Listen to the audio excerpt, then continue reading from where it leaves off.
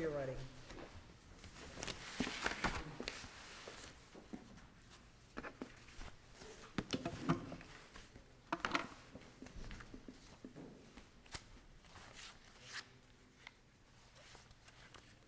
May it please the court, Tyler Hayden here, present for the appellant, the plaintiff in the underlying matter, and the judgment creditor, Suzhou Meccan Import and Export Corporation. Your Honors, we're here today on what appellant contends is a very simple legal issue, and that is, in the context of proceedings supplementary under Florida Statute Chapter 56.29, is it the burden of the judgment creditor, or is it the burden of the judgment debtor to establish that transfers were fraudulent, or is it simply the burden of the judgment creditor to establish that there was conveyances within 1 year of service? Now, the underlying order to which appellant is appealing today did request several other prongs within the context of its motion for proceedings supplementary. Specifically, appellant was seeking to have a show cause order issued to have the sole owner and director of the defendant corporation to be brought forward to show cause as to how transfers were not fraudulent. The motion also sought to pierce the corporate veil of the defendant corporation, and it also sought to implead third-party defendants, specifically the sole director and owner's new corporation or business entity, rather, as an LLC, and that's SWS Imports. Mr. Hayden, let me ask you a question. Maybe Sure. Perhaps that will get to the heart of this. Sure. In essence, it was your position that there was really fraud, there was actual intent to hinder, delay, or defraud. So in order to pierce, the corporate veil, there was a full evidentiary hearing before the court below, correct? Correct. And I think it was Judge Williams, after hearing the testimony, I guess Mr. Palermo testified, Judge Williams came to the conclusion, he made his finding that based on the credibility of witnesses, he did not believe that there was such an intention to hinder, delay, or defraud, and he made that conclusion. So we get to review this. We can't really go around the credibility determination below. So my question to you, how can you're basically asking us to make it not basically overturn a factual determination that there's clearly fraud here because look at the timing, look what's been done. How do we get around that? Understandable and good question, and that really does cut to the heart of it. It really cuts to the chase here. And I agree. It's very difficult for the court here to look at the facts that Williams was looking at and come to a different conclusion. However, what appellant's really asking for here is what we're seeking relief on is that the face of the order itself applied the completely wrong burden. It applied the burden to the judgment creditor to prove that these were fraudulent. All that was necessary for the judgment creditor under Chapter 56.29, subsection 6A, and I'll read from that for a moment. It says, within 1 year of service of process on him or her, defendant has title or paid purchase price, any personal property to which defendant's spouse, relative, or any person on confidential terms with the defendant claims title, right of possession at the time of examination. The defendant has the burden of proof to establish such transfer or gift from him was not made with the intent to hinder or defraud creditors. Okay, so that places the burden on the defendant. On the face of Judge Williams' order, it actually specifically states, the evidence put forth by the plaintiff regarding defendant's transfer of assets with intent to defraud was not sufficient. It was also not sufficient. The paragraph before that seems to be a recitation that after considering all the testimony, there's just not sufficient evidence to support your position. I'm wondering if you're reading too much into the second paragraph. If I may have a moment, I'll grab the order. I'm looking under the paragraph that it starts rationale for ruling.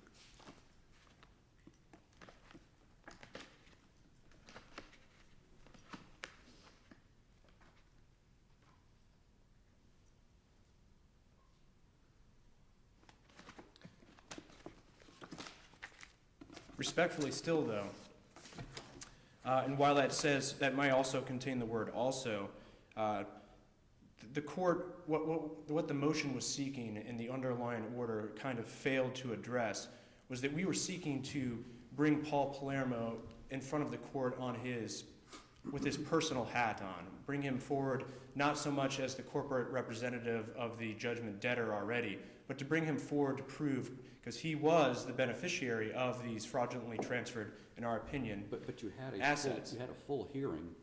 Correct. Where, as I recall it, actual transactions were addressed in direct and cross. Correct. So he was there to explain his new business. He was there to explain various financial transactions. But he was there for the limited purpose as the corporate representative for the business entity. He was not there to address, and the court would not allow us to address, specific questions as to the jewelry that was purchased for his wife, and other individual questions that plaintiff was attempting to ascertain information regarding. I thought you got into that. We did get into that, Your Honor. However, the court was going to limit questions only to the corporate representative's capacity. By this I mean we were not able to get into Paul Palermo specifically in his individual capacity to get information, which is, as a judgment creditor, is our right to ascertain, to try and find different avenues of relief. The judgment creditor here has an outstanding judgment for over $2,000, and respectfully, plaintiff was simply trying to ascertain different avenues of relief. And in the denial of our motion for proceeding supplementary, that relief was essentially severed. So on the face of the order, while it may contain the word also, it's appellant's position that just a cursory review of it, just a review of it on its face shows that the wrong burden was applied here. And it's not that the trial court applied a preponderance of the evidence standard or improperly applied a clear and convincing standard. They completely shifted the burden to the wrong party. So with that being said, the relief sought in that underlying motion was also to pierce the corporate veil and plead to add the third-party defendant Southwest Sales and Imports LLC.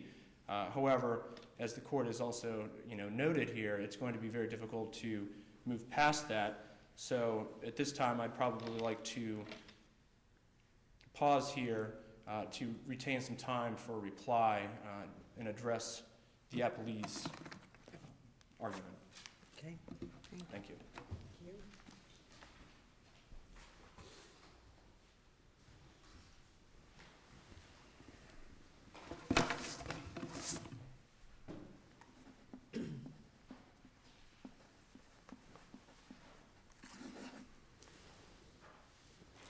May it please the court.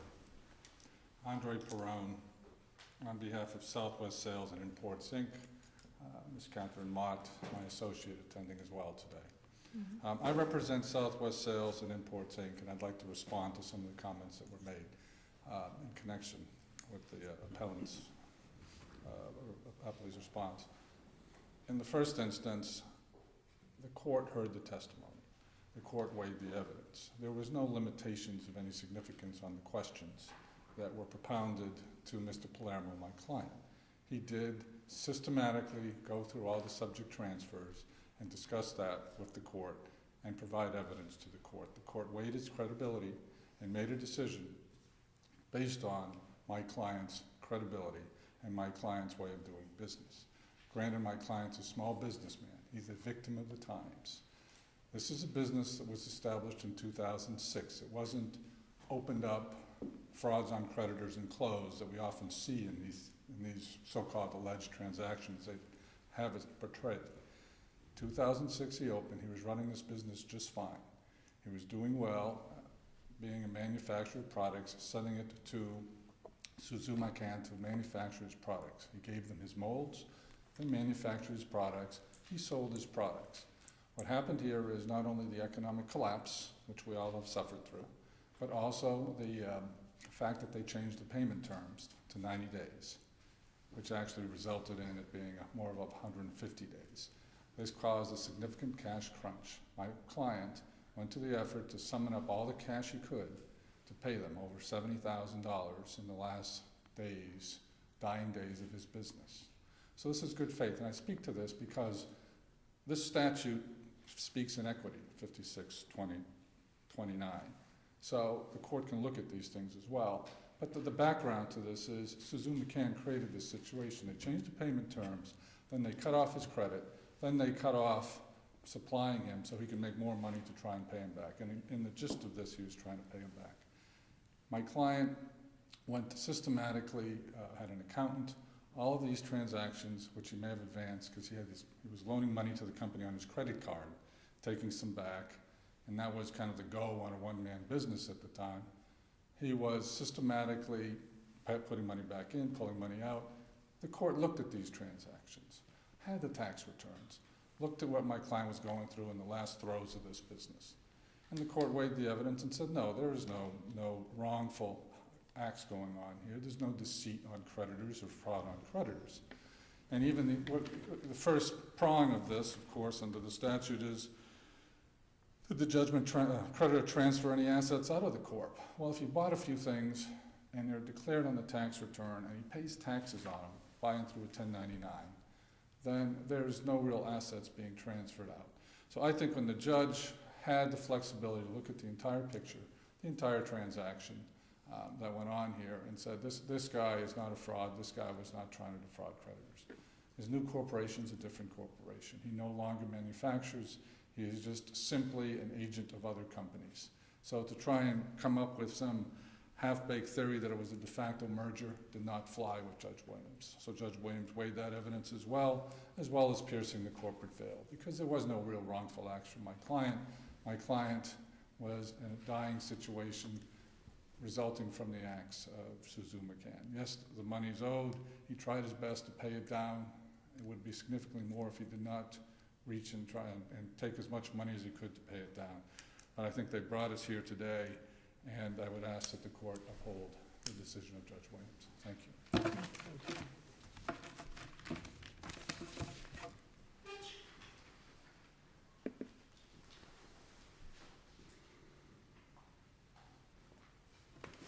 May it please the court.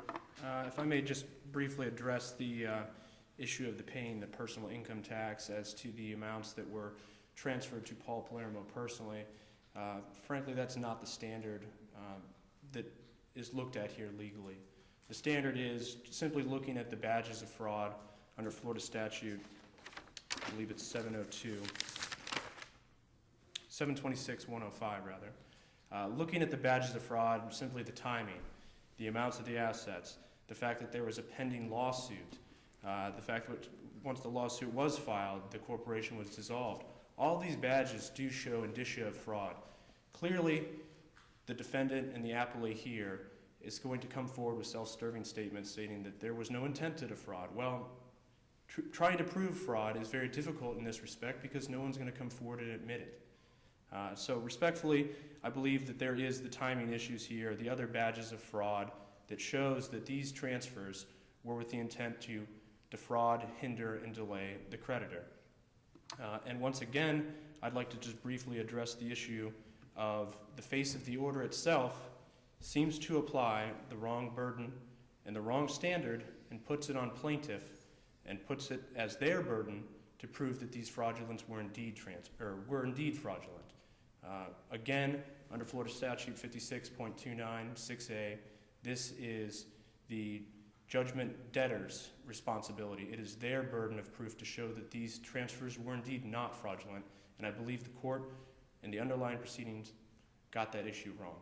So respectfully, we're going to ask that the court reverse and remand with instruction to overturn, or reverse and remand with instruction to apply the correct burden of proof as to this issue.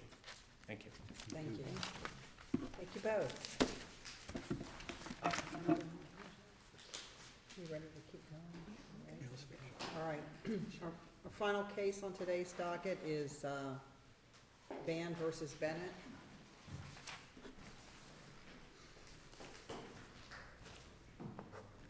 Okay, I figured this out. I was complicating it.